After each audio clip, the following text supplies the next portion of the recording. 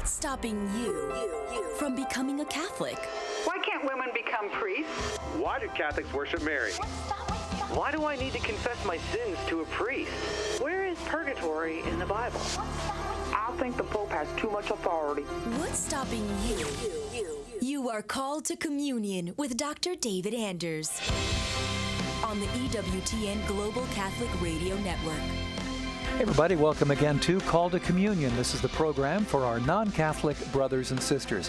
Are you yourself, you who are watching, you who are listening, are you a non-Catholic? Maybe you were a practicing Catholic many years ago, but gave it up for whatever reason. Maybe you've never been a Catholic. In any event, you probably have some questions about the Catholic faith. So here's what we recommend. Give us a call at 833-288-EWTN. That's 833-288-3986. If you're listening outside of the U.S. and Canada, please dial the U.S. country code and then 205-271-2985. You can also text the letters EWTN to 55000. Wait for our response and then text us your first name and your brief question. Message and data rates may apply. And for those of you watching us today on TV, you can participate as well. Our email address, ctc@ewtn.com. ctc@ewtn.com. Charles Beery is our producer. We have Ryan Penny standing by the phones, and Jeff Burson is on social media. He can pass on any questions that you might want to pose via YouTube or Facebook Live, because we're streaming there right now. I'm Tom Price, at least 12 feet away from Dr. David Anders. Hey, Tom, how are you today? Doing very well. How are you, my friend? I'm doing all right, thank you. Glad to hear that. We're going to lead off today with a text as we're getting some of these calls screened. Here's a text from Bob. When did God establish sacrifice as the basis of worship? After all, Cain and Abel made offerings without any prior mention of sacrifice in Genesis. Thank you. So the doctrine that we ought to offer sacrifice to God is of the natural law, right? So it's something, the natural law is the human being's rational participation in the eternal law, right? Okay.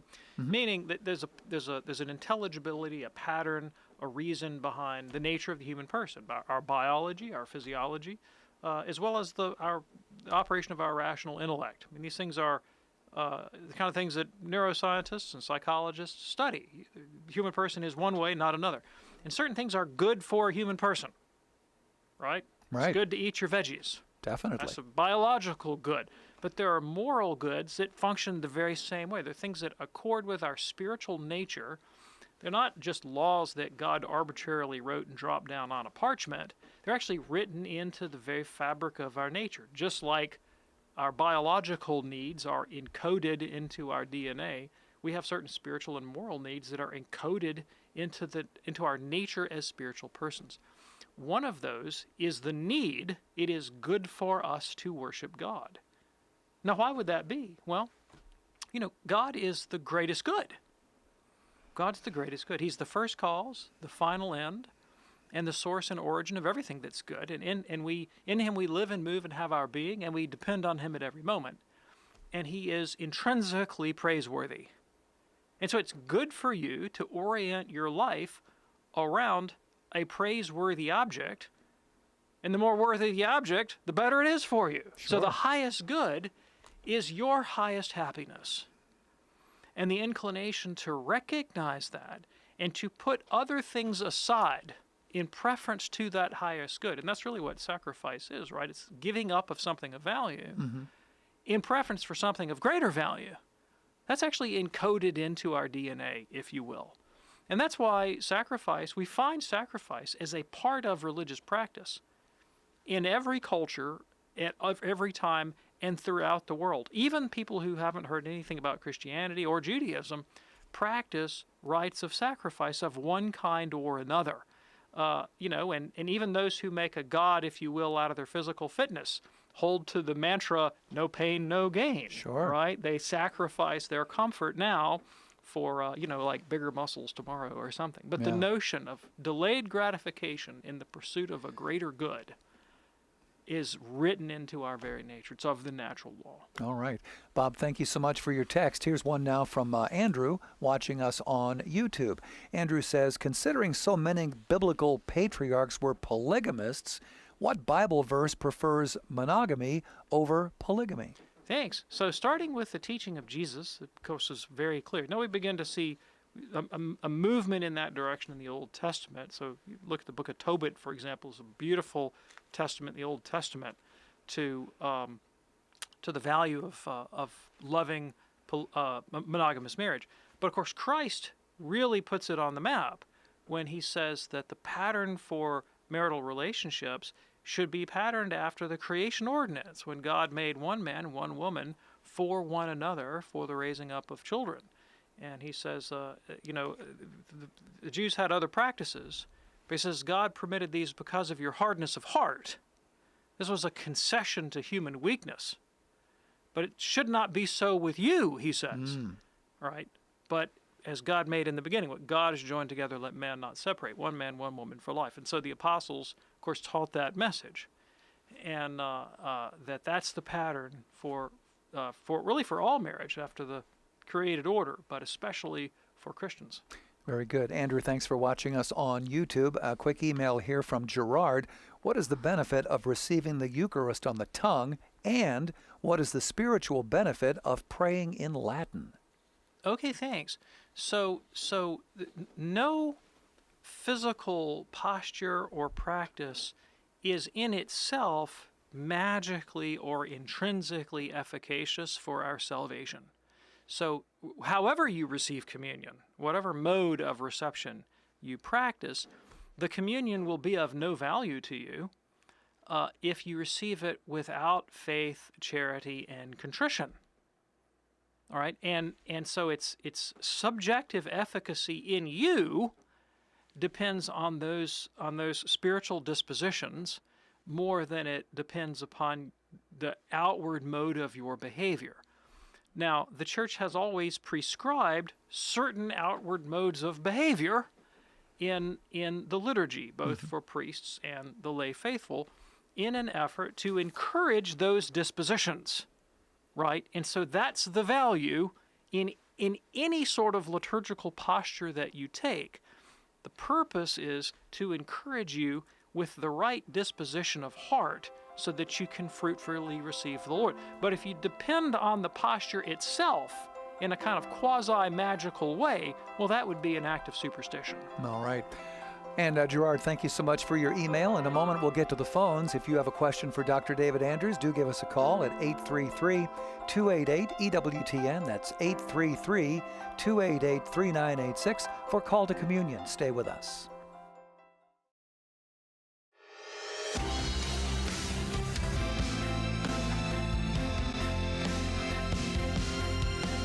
Phone number 833-288-EWTN. If you have a question for Dr. David Anders, anything at all regarding the Catholic faith, why does the Church teach this, but they don't teach this thing over here? 833-288-EWTN is our phone number, or you can text the letters EWTN to 55000. An email here from Rosa, who says, would you please explain for my Protestant husband that the Roman Catholics are not the same people who crucified Jesus? That's a bizarre claim. Never heard that one. Yeah, so I guess to explain that the Roman Catholics are not the ones that crucified Jesus, I would like to know why he thinks they are. Yeah. Right? Because technically speaking, we date the birth of the Church to the outpouring of the Spirit at Pentecost. So, obviously Christ had begun to gather his community of elect, of followers, the disciples, the 12 and the 72 and the other sort of hangers-on with Christ's ministry. And but most of them ran away when Christ was arrested by the Romans in the Garden of Gethsemane. Only, Peter followed at a distance. And then when they asked him about it, he ran away. I know. And you had the Blessed Virgin and the other Mary, and you had St. John at the foot of the cross, but everybody else was gone. It was the Romans who arrested him, and the Sanhedrin with the chief priest also as well. They took him to the temple before the chief priests. that said he was worthy of death, and they took him to Pilate and said, you need to crucify him. But the church, such as it existed sort of in anticipation in the apostolic band, had disbanded. So they weren't there. Really, it is a matter of historical record. It's a matter of historical record, right? Exactly. All right. Well, Rosa, thank you so much for your email. We hope that's helpful for you. Here's a text that just came in. This is from, let's see here, Dan, who's actually watching us right now on YouTube. He says, why do most Bibles translate Luke 1:28 as "Hail, favored one," instead of "Hail, full of grace"? Isn't this what the dogma of the Immaculate Conception rests upon? What do you think? Sure, thanks. So I do think that Bible translators today probably want to avoid language that they associate with the Catholic devotional tradition. And because they have a prejudice or a bias against it. And because Catholics have made this salutation central to our veneration of the Mother of God, Hail, full of grace, they don't want to be associated with that. So I think it's a kind of prejudicial sort of thing, right? Okay. And the Greek word kakeratamine is a middle or passive participle that means one having been graced to the full. So you do the math, as they say. Yes, indeed.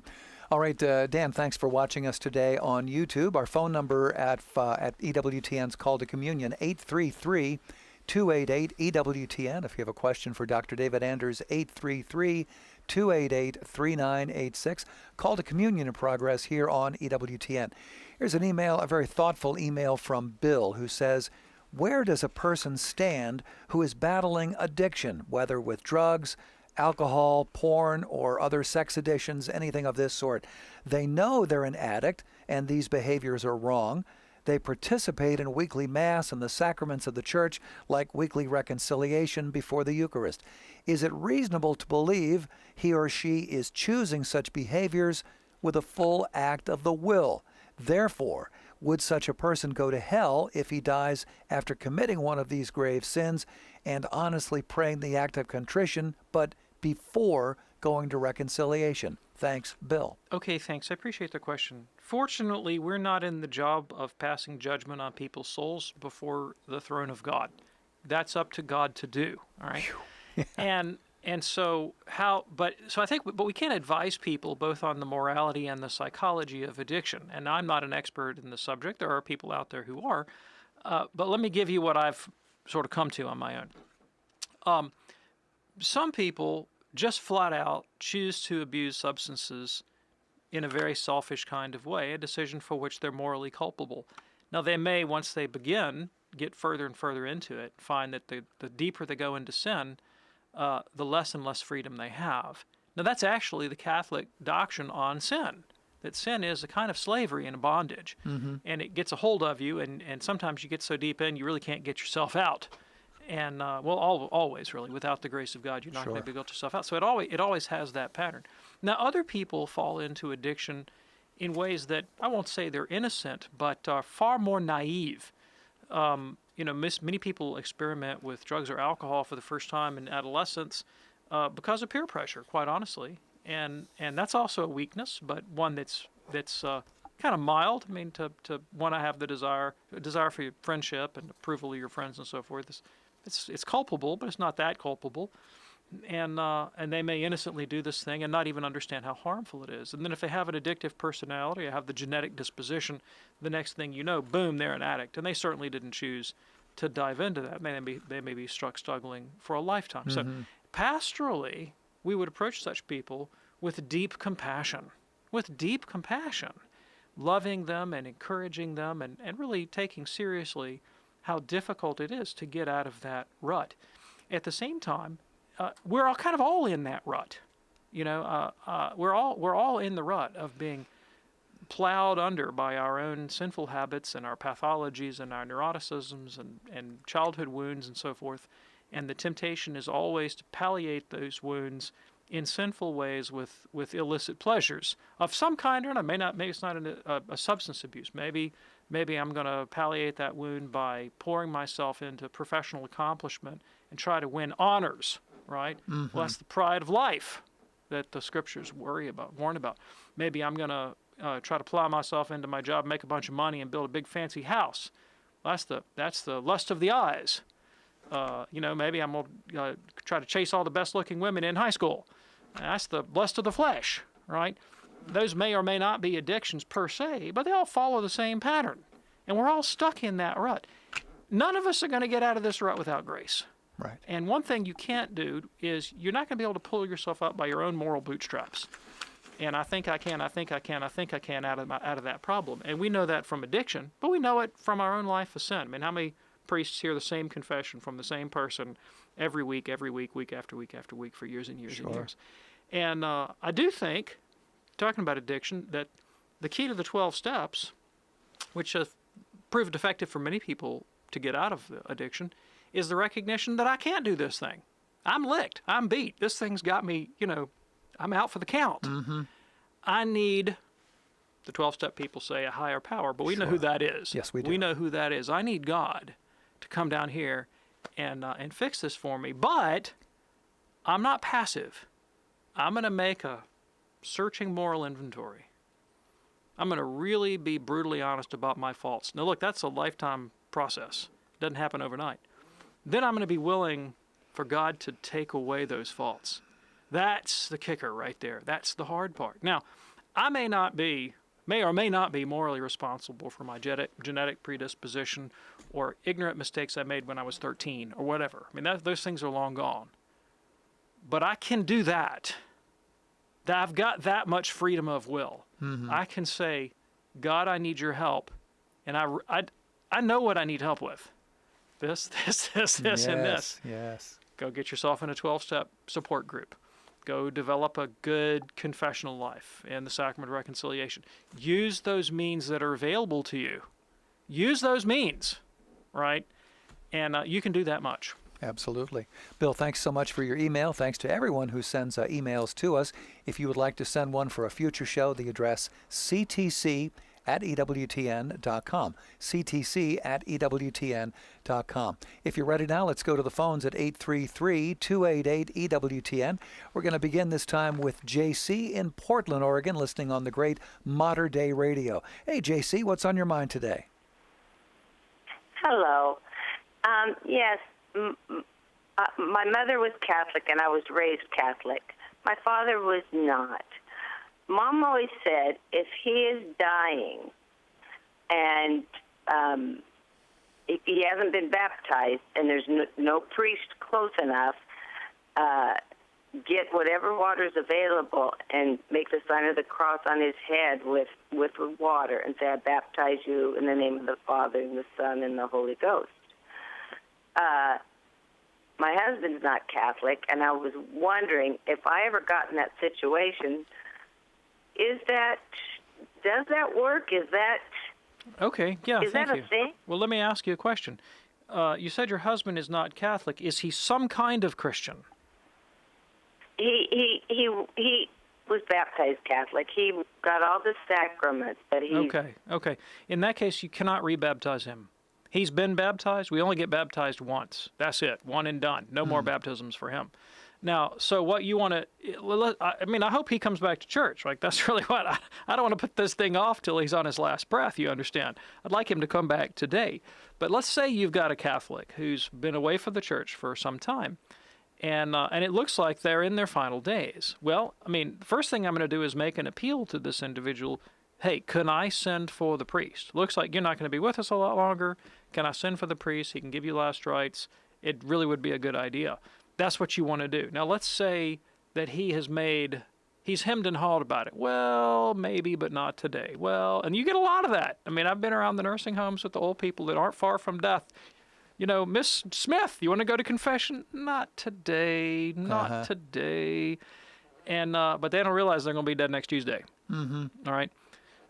If he's made some kind of inclination that he would be willing, some kind of willingness there on his part, in the future even, to receive the sacrament, that much of an inclination on his part, that much receptivity is enough that if he lapses into unconsciousness, the priest can still come and anoint and absolve him, and if he revives a certain extent, give him viaticum and get those last rites in. So that's what you're aiming for, not baptism, but those last rites. And even if he's unconscious, you can still do something for him if there's any kind of suggestion that he's got an inclination to be receptive to it. Okay. And JC, thanks so much for your call. Hope that's helpful for you. And that opens up a line for you right now at 833-288-EWTN. That's 833-288-3986. Call to communion in progress here on EWTN. Let's go to Carrie now in Des Moines, listening on YouTube, a first-time caller. Hey, Carrie, what's on your mind today? Hello, good afternoon, guys. I was just calling in to ask a question about natural family planning. I'm kind of been researching some different possibilities with that, but I guess I feel like I've been getting conflicting information when it's okay to practice NFP as far as needing like a grave reason. I don't know. I guess. Okay, thanks. Let me ask you a question. You're struggling with whether or not it's, as opposed to NFP, whether you should just make no provision for family planning at all. Are those your alternatives? Just throw the whole thing up in the wind and let happen what happens, or practice NFP? Is that your dilemma right now? Right, practicing NFP to avoid pregnancy, and if I have a just reason or if it's a grave reason to be able to do so. Okay, I got you. Now look, I don't know your situation. But I know the cultural situation. And my personal opinion, I think just about every Catholic in North America has got a sufficient reason to practice NFP. I don't think we're not obligated to just take as many kids as God can give us. Now, I know a few families that are just tremendously gifted in the parenthood domain, and they have the emotional, psychological, spiritual, and financial resources to welcome families of 8, 9, 10, 11 kids. That is rare. Very, very rare today, I believe, for a couple of reasons. One, we're not living on the farm anymore. That's true. And what used to be a financial asset to a family is now a very, very great responsibility that weighs on parents in ways that are much more than just financial. So that's one reason. Another reason is that we ourselves, as parents in this generation, are deeply wounded people who may not ourselves have grown up in, very strongly faithful, functional, virtuous, sound, reasonable households. And we're dealing with just mountains of emotional wounds and immaturity that we haven't worked out ourselves as adults. And I've known a lot of young Catholics who are very ideological about their faith, and they really want to be super Catholics, and they bite off a lot more than they can chew in terms of taking on responsibilities that they're really not equipped to carry. And the people who are going to end up bearing the brunt of that are the 12, 13, 14, 15, 16, 18-year-old kids down the line.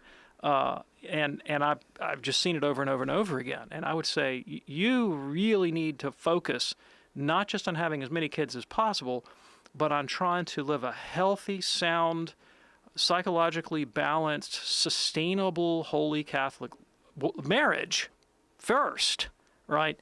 And then you understand that you can bring kids up in the kind of sound, stable, warm, supportive, loving home that'll enable them to thrive. And just having the right religious ideology is not going to make that happen. You got to work on your own life of virtue.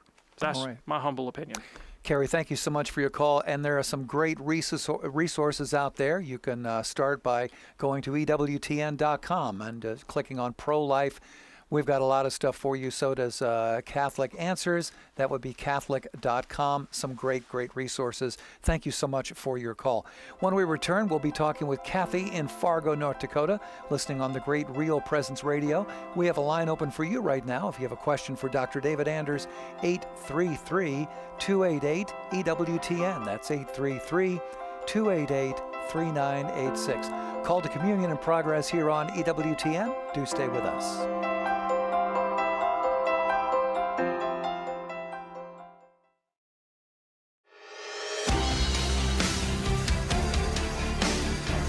Glad you're with us here on Call to Communion here on EWTN. Our phone number 833-288-EWTN. That's 288-3986. We're going to get to Kathy in Fargo in just a moment. First, a quick text here from Maria who says, is it a sin to be upset, or actually mostly sad, at my husband for not wanting to pray or go to Mass with me? Wow. First of all, I'm really sorry for your dilemma. And I'm sympathetic, and that's painful. So no, it's not a sin for you to be sad. It's not a sin, because you ought to, it's right that you should want to share your Catholic faith with the person with whom you're most intimate in the world. It actually says, to continue with this, I should have read the whole thing. She says, I'm confused. He was a Baptist and then converted to Catholicism. I feel obligated to stay with him because of his conversion, but he seems very cold, spiritually speaking. That's the remainder of it. Yeah. So no, you're not wrong to feel that there's a loss here and unfulfilled expectations. I think that's reasonable for you to feel that way. Now, the question is, how are we going to deal with it?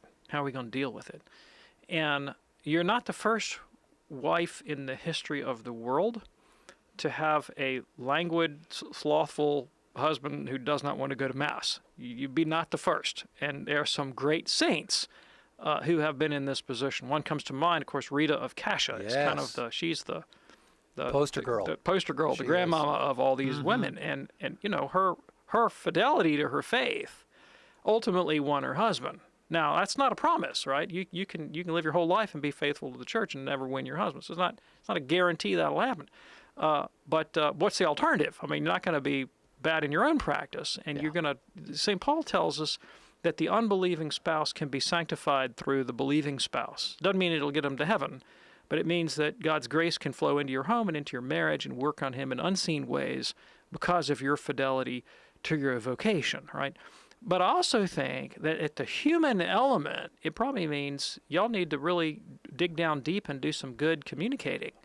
And there's a wound here, and it's not unrelated to your own communication, right? And because he maybe gave you some false expectations, some false promises, and that sense of betrayal, if that's lying there, that's a relational issue that's really profound. And I would caution you against using the question of the faith and church attendance as a kind of cudgel or maybe a symbol to mask underlying relational problems in communication that are really the root of the thing, right? And so it might be a good idea, in addition to continuing the practice of your own faith, to maybe find a good Catholic family counselor and sit down and have a conversation with a third party. And I bet a whole bunch of stuff will come out other than just whether or not we're going to Mass together. Mm-hmm. As you were sharing all this, David, it made me think of a couple that I know, and it's almost exactly the same here as Maria's case. The husband converted to Catholicism, and all was fine for maybe a year, and then he just went, and then just stopped going. And her answer was to just say, oh, well. But that's not a good answer either.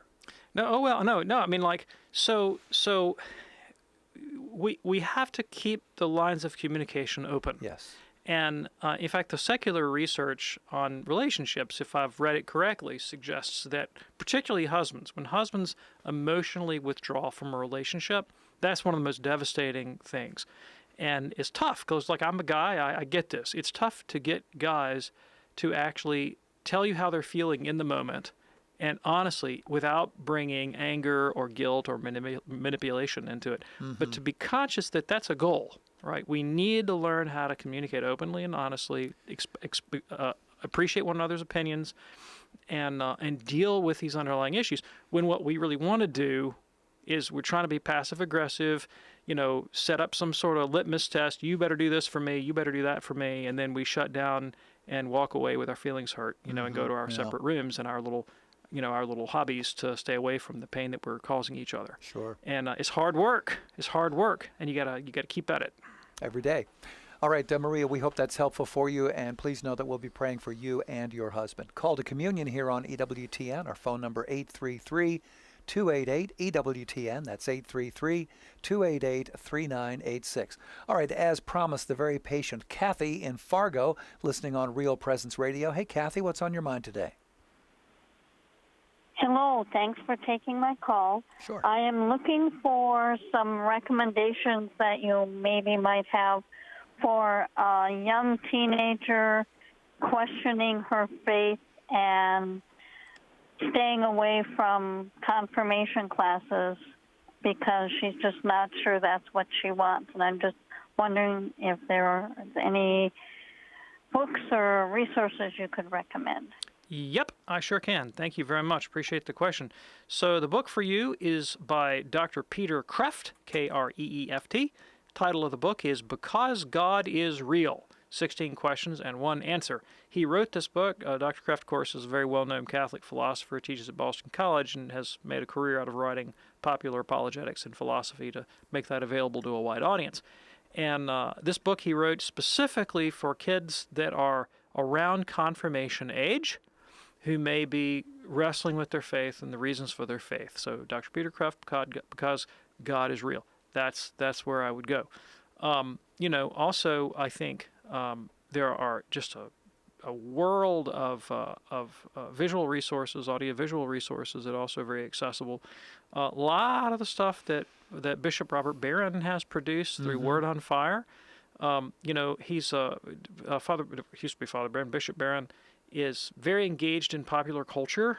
He's a student of popular culture, and so he'll comment on the latest superhero movie, that kind of stuff, and bring in the relevance of the Catholic faith to all these cultural issues. And in that way, he's been able to reach an awful lot of people who would not sit down and read a book by Dr. Peter Kreeft, but they might listen, hey, what's this bishop have to say about the newest, Marvel superhero movie? And that's an avenue as well. And things like that are also helpful. You are so right about being plugged into the pop culture. I mean, I remember when he actually went to Facebook, went to the physical headquarters of Facebook, and just wanted to chat with the people there. I thought, man, oh man. Yeah. He's all about engaging the culture with the claims of the gospel. And he does it in a very ironic, non-combative way, which is so attractive. There you go, Kathy. Thank you so much for your call. It's Call to Communion here on EWTN. Our phone number is 833-288-EWTN. That's 833-288-3986. Or you can text the letters EWTN to 55000. Rita just texted us. She says, what are your thoughts on this pandemic for those who are struggling, like myself, to have faith, while at the same time being told to read the book of Revelation and see that the end is near? Oh, I absolutely think you should not read the book of Revelation seeing the end is nigh. All right, I think you should read the book of Revelation the way the Catholic Church has always read the book of Revelation, which is to say that it is an apocalyptic, and that's a genre of literature, right? It's a genre of literature. It's an apocalyptic, meaning uses lots of symbolic imagery and metaphor, description of the state of the church in every age. We are always in a life and death struggle with the forces of good and evil, with Christ and Satan battling for our souls. It takes place not only at the level of our interior life, but it also takes place at the level of powers and principalities and in government and media, all this kind of thing, popular entertainment. There's always a struggle there, and there are those that would like to destroy the gospel and destroy the face of the church. And so, St. John says that many antichrists have come. Many antichrists have come.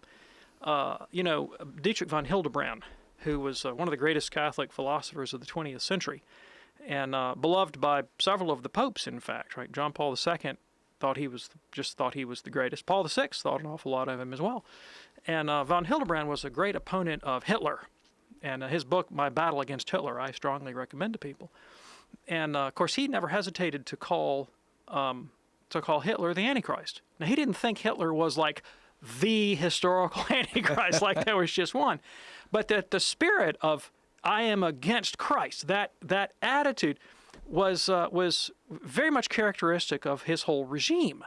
And it's the kind of thing we would see represented in the book of Revelation. Well, the church has always been up against these kinds of forces. And whether it would be in Nazi Germany, whether it would be in Soviet Russia, the Rwandan genocide, or the conquest of the church in North Africa in the early Middle Ages by the advance of Islam, or you name it. I mean, there's always some kind of cataclysm around the corner, And the church has lived through cycles of these things for centuries and centuries and centuries. But our Lord himself says, no one knows the day or the hour. So all of us are going to confront these kinds of challenges at one time or another in either our life or parents' lives or our children's lives. And so we always have to put on the full armor of God and be prepared. But, it's not time to empty the bank account and dig a hole in the side of the hill. Right. Okay.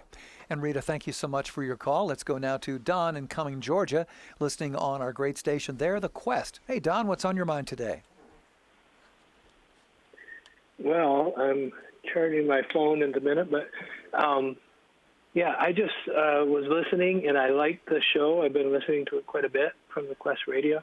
But the comments that were just coming out about natural family planning and, that too many people can't handle a big family, I just thought the way that was framed was a little dangerous. I just didn't really appreciate that. Okay, well, I'm so sorry. I didn't mean to offend anybody. What did you find dangerous about it? Well, it just, you were saying that when, a family has 8 or 9 kids, they have to be emotionally equipped and they have to be able to, do all these things. But a lot of times a family that has 2 kids, one of those kids could easily commit suicide or have any other problems. And it might even be more so in that case. The families that I know that have 7, 8, 9 kids are, the kids are pretty happy and, there's problems, but I mean, I don't think you contradicted church teaching at all in saying that, we are, anybody can limit the size of their family for good reasons. And, but you also have to be open to God's will. And maybe, it seemed like to me that you were saying maybe if you got to 6 kids, you would just be, abnormal almost. It just was coming across wrong to me. Okay, That's thanks. Well, I really appreciate the corrective. So let me reframe, all right, and try to respond to what you said in a sensitive way. So the question that prompted my answer was a woman wanted to know if she had sufficient reason to practice natural family planning. That was really what prompted the question. Right. And that's got to be an individualistic, not individualistic, but individual and prudential choice, and there cannot be a single hard and fast rule that applies in every case because everybody's situation is different. And if you're, I have met people who can get quite scrupulous on this question, right? And they can second guess themselves all the time and create a lot of guilt and anxiety. And so my intent is to be gentle with people, and not set up the goal of a very large family for them as a kind of expectation that this is what they need to attain holiness. And if they feel like they have a decent reason to space the birth of their children in a morally acceptable way, that they be at liberty to do that and not be laboring under an ideological commitment that, good Catholic families have to have 8 or 9 kids. And I've seen that. I've seen people, and not just the children question, but, all religious people, all people, have an ideal in our head of what we think, outwardly what perfection might look like, whether in the religious sphere or the political sphere or the economic sphere. And if we set up those kinds of expectations, sometimes we may not be attending to where the real battle of the spiritual life lies, which may not be in the question of do I have 8 or 9 kids, but do I have the moral resources to be kind to even one of them? And I'm speaking from experience here, right? I didn't get into this in the call before, but, we went to the break and Tom and I kind of chatted about this. I got married when I was 21. I'm glad I did, right? I love my wife, love my children. I can guarantee I wasn't emotionally ready for it. I guarantee I wouldn't go read my book, The Catholic Church Saved My Marriage, and you can read about some of the torment that I went through. And I had this experience of having an image in my mind of sort of the ideal Christian family, just pumping out babies right and left. And I've got 5 kids, and I'm happy I do. But they came one after another in quick succession, and I naively thought that, my knowledge of the gospel and scripture and church history would be sufficient for the arduous job of being a Christian parent. What I found out is actually that's very little value. What matters is a life of virtue. And that's what I hadn't bothered to cultivate. And first because I grew up in a tradition that didn't teach virtue, but also because I didn't have the moral resources to do it in my own life. And I suffered. and my children suffered, and my wife suffered because of my own lack of virtue. And so that's really where I think the emphasis needs to lie. And there's a great Catholic family writer, James Stinson, Father Protector is one of his books, and he has others, who talks about this dynamic that the really successful Catholic families, it's not a matter of how many kids, more or less. It's a question of what are the parents building into the lives of the children? Are they building in an adventurous sense of life as a cooperative project, in the virtues, as we're building good things together for our own sake and for the sake of our neighbor in the kingdom of God? And that's really I think where the emphasis has to lie. And when we're spontaneously and joyfully living the Christian life with openness and trust, God will give us the number of children we need. But let's not set up an ideological standard and then fail to attend to the real moral needs that I may have with even one kid. That's just the point I'm trying to make. Don, appreciate your call. We really are very appreciative that you called back, and so we could provide a little more clarification there for you. Call to Communion here on EWTN. Let's go now to Sean. Sean's listening in Des Moines on Iowa Catholic Radio. Hey, Sean, what's on your mind today? Hi. Hey, Dr. Andrews. I love your work. I love watching your stuff, and I've been watching you on YouTube a lot recently. I just wanted to say I'm a big fan. Thank you. So I'm a Protestant in transition, and so I'm just kind of doing the termite inspection right now before I buy into the whole thing. Sure. So one question that I have is, I know from reading Luther, Zwingli, and Calvin they had their differences on their opinion of what happens in the Eucharist. One thing they were united on is that it was not a sacrifice.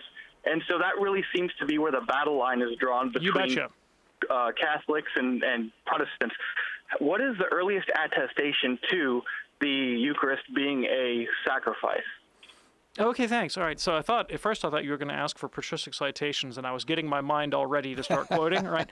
Then when you say earliest, then I've got to pick one out and go, that's the first attestation. I'll have to think on earliest for a minute. Although really, I guess I'd have to say the earliest citation is going to be in the Gospels and the letters of St. Paul. That's really the earliest, right? Christ himself uses the language of sacrifice in the rite of institution. And you're a good Protestant. You've read the Scriptures. You know, when he talks about the blood of the new covenant, it of course recalls our mind immediately to Exodus 24 when Moses says, "This is the blood of the covenant," and kills the animal and sprinkles it on the people. So Christ is using that biblical language of sacrifice. The language of given for you and offered for you is, of course, the language of oblation. And the words of sacrifice are used there in the Greek text.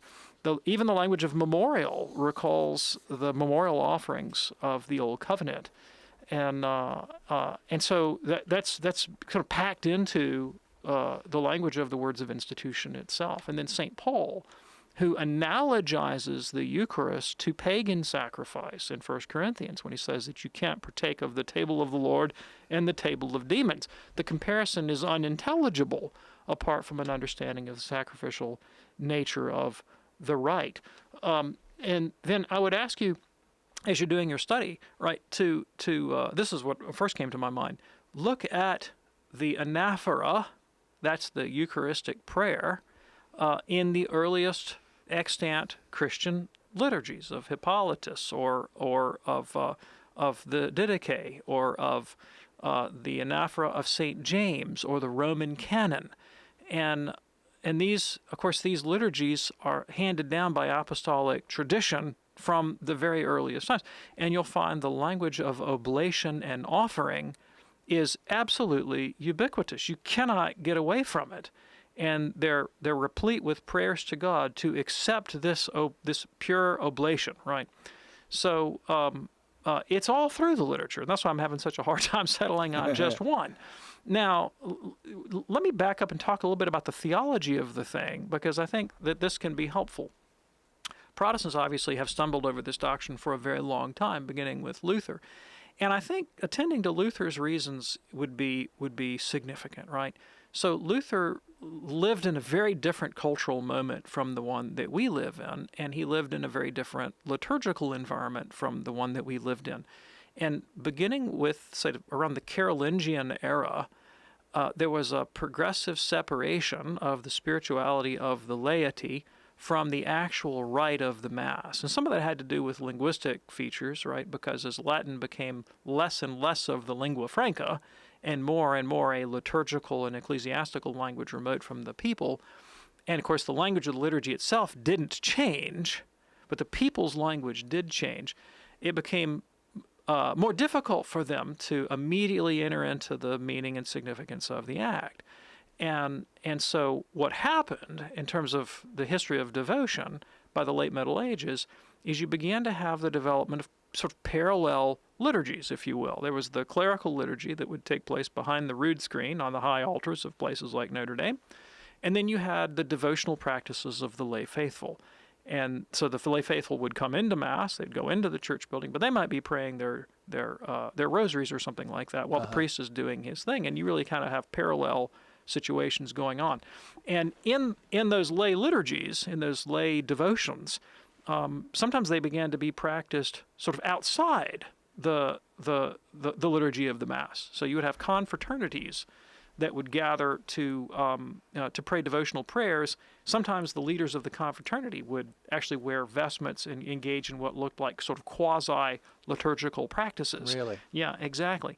And it's that sort of lay voluntaristic ethos that actually helped produce some of the theology of the Protestant Reformation. But we're not in that cultural moment right now, and nor were the Church Fathers. So what do we mean by Eucharistic sacrifice? That's really the key issue. And the Reformers' contention that we are sacrificing Jesus over again, right? Nonsense. The Church's dogma, and you can read the Council of Trent on this, is that the bloody sacrifice of Christ occurred only once. The bloody sacrifice of Christ occurred only once at a distinct historical moment. Done. Finished and sufficient.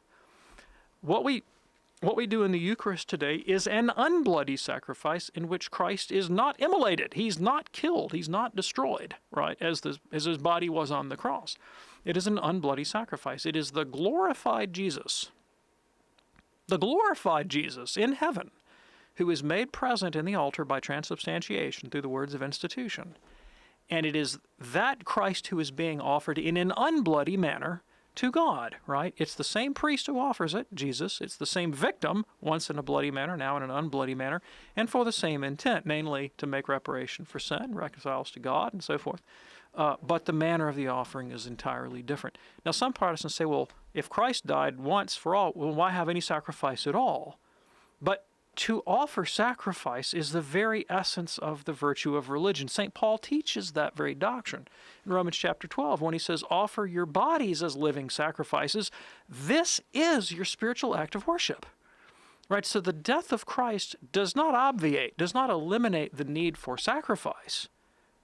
Right? The Scripture says so. Like, you can't live a worshipful life to God if you're unwilling to make sacrifices to him. Imagine telling your wife, like, I love you, but I'm not going to make any sacrifices for you. I mean, well, that's not love, right? No. Sacrifice is the language of love. But what Christ has given is a sacrifice of thanksgiving. That's what Eucharist means, as the centerpiece of our act of worship. This is very different from the Protestant idea or practice that we go to church to be recipients of the dissemination of information. Right? The Protestant goes to church to hear a sermon, to have doctrine preached at him passively. The Catholic goes to worship to offer something to God and ourselves along with him. That's the heart of biblical religion. Sean, thank you so much for your call. We appreciate that. A quick question here from Nina watching us on YouTube. She says, I'm just now learning about Catholics offering up suffering for the holy souls in purgatory. Can we offer up past sufferings? No, not in the same way. Not in the same way, because the essence of offering is in the intention, right? And you can offer up present sufferings, and your past sufferings sometimes kind of come back to bite you, if you will. You know, I mean, the memory of a past event can be experienced as a form of suffering, and you can certainly unite that to Christ. But the propitiatory value of the act of sacrifice is in the intention. And if you suffered, if I broke my leg when I was 5, Probably at that time I didn't have the intention of breaking my leg for the sake of God. You understand what I'm saying? Yeah. But if I'm limping today because of it, sure. Could be. All right. Thank you so much for checking in with us on YouTube. Nina, thank you for that. And Dr. David Anders, a very fast-moving hour. Yeah, thank you, sir. Yeah. Hey, thank you, Tom. We do the program right here on EWTN Monday through Friday at 2 p.m. Eastern. And we'll repeat that same program at 11 p.m. Eastern with an encore. That is the best of Call to Communion. We play that for you on Sundays at 2 p.m. Eastern Time. You can also check out the podcast any time of the day or night by going to EWTNradio.net. On behalf of our fabulous team here, I'm Tom Price along with Dr. David Anders. Thanks for joining us this time here on EWTN's Call to Communion. We'll see you next time. God bless.